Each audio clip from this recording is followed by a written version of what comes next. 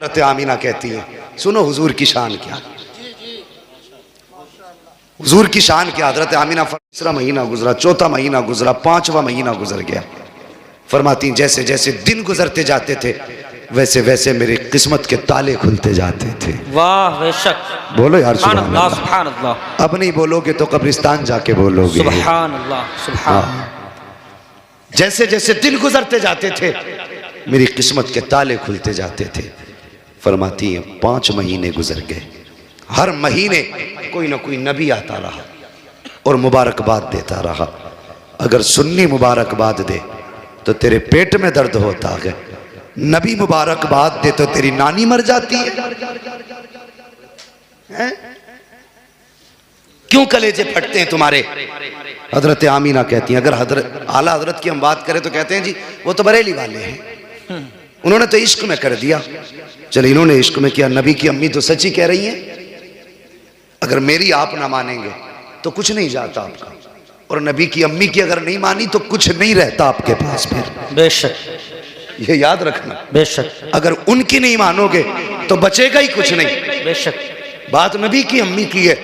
फरमाती है 5 महीने गुजर गए, हर महीने कोई ना कोई नबी आता रहा, मुझे मुबारकबाद देता रहा। 5 महीने के अरसा गुजरने के बाद एक दिन हजरत अब्दुल मुत्तलिब काबे में तवाफ कर रहे हैं। अरब का दस्तूर ये था, किसी का शोहर इंतकाल कर जाता तो 1 साल तक औरत सोग मनाया करती थी। कितना? 1 साल। याद कर लो बच्चों, कितना? 1 साल। 1 साल तक सोग मनाया करती थी। सोग में क्या था? खुशबू नहीं लगानी है, बन सवर के नहीं निकलना है, नए कपड़े नहीं पहनने हैं, साफ सुथरा नहीं होके निकलना है। ये सारी चीजें सोग में शामिल थी। तो ये वहां का दस्तूर था। हजरत अब्दुल मुत्तलिब काबे का तवाफ कर रहे हैं, कुछ सरदार इकट्ठा हुए, हरम शरीफ में आए, कहने लगे अब्दुल मुत्तलिब कहा जी, का काबे के मुतवल्ली हो बेशक, ख़ानदान कुरैश के सरदार भी हो बेशक, का एक बात है। कहा क्या? क्या बताइए, हमारे अरब का ये दस्तूर है कि नहीं? का कौन सा?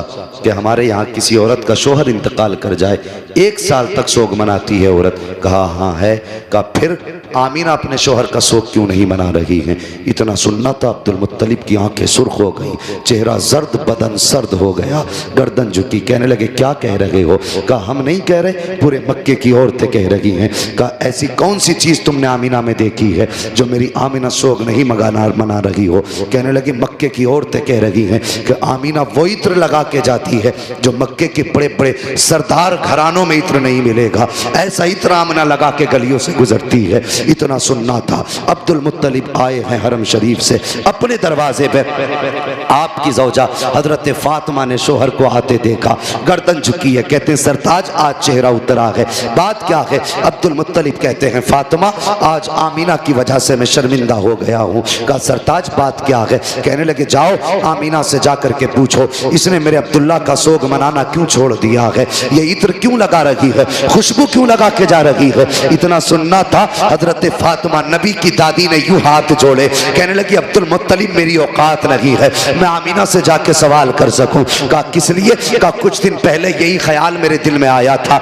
मैं गई थी पूछने के लिए और मैंने जाके सिर्फ लफ्ज़ आमीना कहा था, अगली बात तक नहीं कही थी। एक नूर उसकी पेशानी से निकला, मेरी पेशानी से टच हुआ, मैं बेहोश होकर जमीन पे गिर गई थी। कहा मुझ में औकात नहीं है मैं उससे जाके ये बात पूछ सकूं। अब्दुल मुत्तलिब खुद क्यों नहीं पूछ लेते? कहते हैं मैं मर्द हूं, तुम जाके खुद पूछो। कहा फिर ऐसा करो दोनों साथ चलते हैं। अब जरा गौर करना, हजरत अब्दुल मुत्तलिब आ रहे हैं, साथ में आपकी ज़ौजा हजरत फातिमा नबी की दादी आ रही है। जैसी आई है नबी की अम्मी अपने घर के अंदर है, देखा ससुर आ रहे हैं, अपनी जगह से उठ के खड़ी हो जाती है। अल्लाह अकबर, ये अदब था ससुर का, एक कोने में सिमट के खड़ी हो गई। ससुर आए हैं, सलाम किया। आज घरों के हालात आप देखिए, आज ससुर बहुओं को फ्रेंड बोल रहे हैं कि ये तो मेरी दोस्त है, ये मेरी फ्रेंड है। वाह रे जालिम, तुझे हया तक नहीं आई, तेरी जबान कैसे चल जाती है? बेटी को फ्रेंड बोल रहा है, गले में हाथ डाल के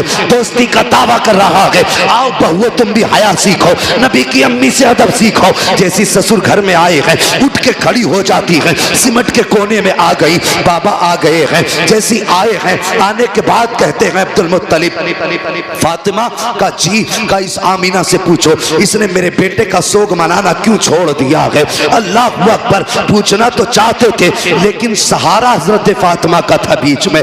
इतना सुना हजरत आमीना की चीख निकल जाती है, रो के कहती है अब्बा क्या कह रहे हो, क्या मैंने अब्दुल्ला का सोग मनाना छोड़ दिया है। कहते हाँ बेटी बता तो सही, क्या तुझे मेरे बेटे की जुदाई का दर्द नहीं है। इतना सुनना था, चीख निकली सैयदा आमीना की, रो के कहती है अब्बा आज तुमने मेरी दुखती रग पे हाथ रख दिया है। कौन समझ सकता है मेरे दर्द को। जब से अब्दुल्ला गए हैं मेरी जिंदगी उजड़ गई है, जब से अब्दुल्ला गए हैं मेरी खुशियां रूठ गई हैं, जब से अब्दुल्ला गए हैं मैंने खाना पेट भर के नहीं खाया है, जब से अब्दुल्ला से जुदाई हुई है चैन से सोई तक नहीं हूं। अल्लाह अकबर।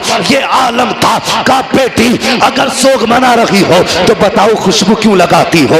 इतना सुनना था, कहती बाबा एक राज था मेरे सीने में, एक दर्द था मेरे सीने में, मैं चाहती थी ये राज किसी से बयान ना करूं, ये राज किसी से ना बताऊं। का बेटी कौन सा राज। का अब्बा जी आज आपने पूछ लिया है, आपकी नाराजगी के डर से बताना पड़ रहा है। बाबा मैंने कोई खुशबू नहीं लगाई है, कोई इत्र नहीं लगाया है, आपके बेटे का सोग मनाना नहीं छोड़ा है। का बेटी अगर इत्र नहीं लगाया है तो तेरे बदन से ये खुशबू के झोंके क्यों आ रहे हैं। जिधर से तू गुजरती है वो औरतें तेरे तस्करे क्यों कर रही है। तब हज़रत आमीना ने कहा था अब्बा जी सच्चाई ये है कि मैंने इत्र नहीं लगाया है, खुशबू नहीं लगाई है, बल्कि जब से आपके बेटे अब्दुल्ला की अमानत मेरे शिकम में आई है मैं जिन गलियों से गुजरती हूँ वो गलियां भी खुशबू से महक जाया कर। सुभान अल्लाह। नारे तकबीर, नारे रिसालत, नारे रिसालत, फैजाने आला हजरत, फैजाने सलामी,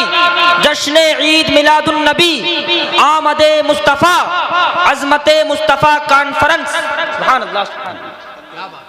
क्या बात है भाई। एक घंटा पूरा हो चुका भाई, फरमाइशें इंशाअल्लाह कभी पूरी कर लेंगे।